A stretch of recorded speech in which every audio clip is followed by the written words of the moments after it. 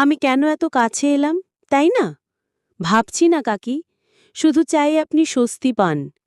শুভ, তোরা যখন ছোট ছিলি আমি তখন ভাবতাম আমার জীবন হয়তো অনেক সুন্দর হবে, ভালোবাসা পাব, সংসার সাজাবো।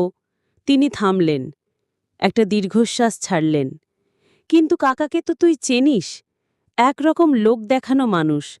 বাইরে যত আদর্শ, ভেতরে ততটাই ভাপা। আমি ধীরে ধীরে তার হাত ধরলাম। তিনি কি আপনাকে ভালোবাসেন না? ভালোবাসা? সে তো অন্য নারীর সাথে সম্পর্ক রেখে ঘুরে বেড়ায়। ঘরে ফিরে কোনোদিন জিজ্ঞেসও করেনি আমি কেমন আছি। একটু থেমে কাকি আমার দিকে তাকালেন।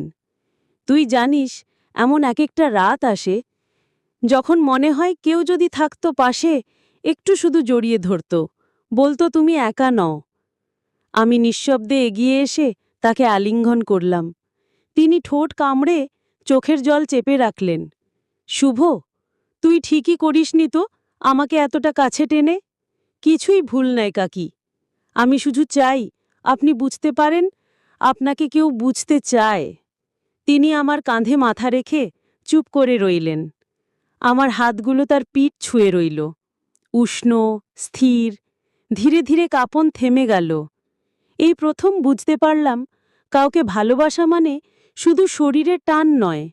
ভালোবাসা মানে কাউকে এমনভাবে আগলে রাখা যাতে তার মনটা একটু স্বস্তি পায়। কিছুক্ষণ পর কাকি আলতো করে আমার মুখে তাকিয়ে বললেন, শুভ, তুই না থাকলে আমি হয়তো আজ কান্না থামাতেই পারতাম না। আমি হেসে বললাম, আমিও তো আপনাকে ছাড়া এতদূর একা আসতে পারতাম না। কিছু সময় একে অপরের গায়ে মাথা রেখে চুপচাপ বসেছিলাম। হৃদয়ের গতি, নিঃশ্বাসের আওয়াজ, আর ছিল এক অদ্ভুত মানসিক টান যা কোনো কথা ছাড়া সব বলে দিতে পারত। হঠাৎ বাইরের কুকুরের ডাকে কাকি চমকে উঠলেন। আমি এবার যাই, লোকমুখে কিছু উঠলে। কিন্তু আবার আসবেন তো কাকি? তুই ডাকলে তো আসতেই হবে। আমি আজ নিজেকে তোর মাঝে খুঁজে পেয়েছি। তিনি ধীরে ধীরে বেরিয়ে গেলেন অন্ধকারে। আমি জানালার ফাঁক দিয়ে দেখছিলাম তাকে, চাঁদের আলোয় ভেজা চোখ, কিন্তু হালকা হাসি মুখে।